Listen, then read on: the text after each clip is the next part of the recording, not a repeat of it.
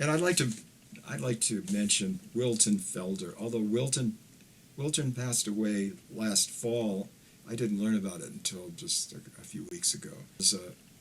Was a jazz tenor sax player, but he was a co-founder of the Jazz Crusaders, who eventually evolved into the Crusaders and had many instrumental R&B hits. They were a very unique group.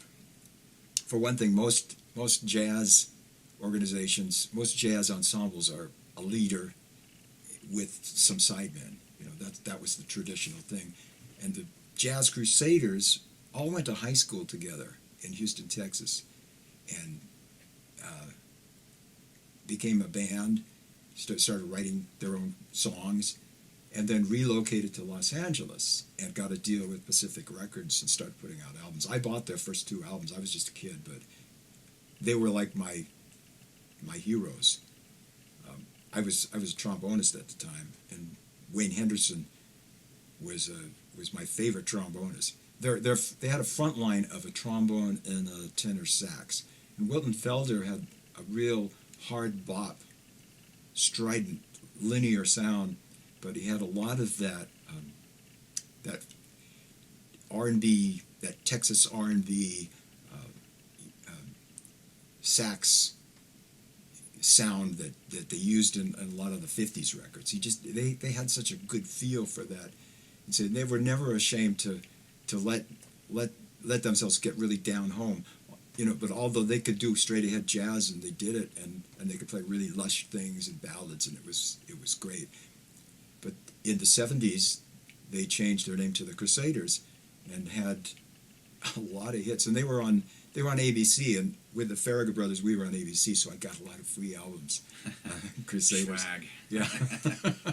And I had seen them when I was a kid. I saw them at the University of Riverside, but we got to go at SRI and see go to their party, their release party for one of their albums, and they're very nice guys, very very sweet guys. Didn't you say they inspired you to try to to create your first high school? Oh yeah, band? yeah, they did, because I had a horn band, and I just wanted to sound like the Crusaders.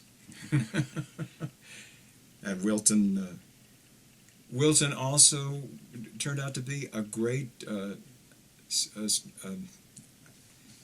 electric bass player, a Fender bassist, and he played on a lot of things. He played when the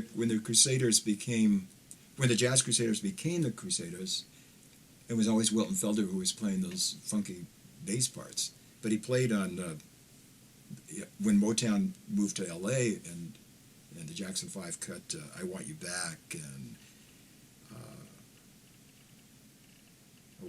what are the other ones? The Jackson 5 stuff. The Love You Save, Stop the Love You Save Me. Yeah. Oh, yeah. He played on that. It was the ABC. I thought that was the other, but it was probably him. And Marvin Gaye, John Cale, Seals and Crofts, Billy Joel, Randy Newman, numerous people. I mean, he was a sought-after electric bass player. He was just a great musician, very kind of a humble, quiet guy. But boy, he wasn't quiet when he played music.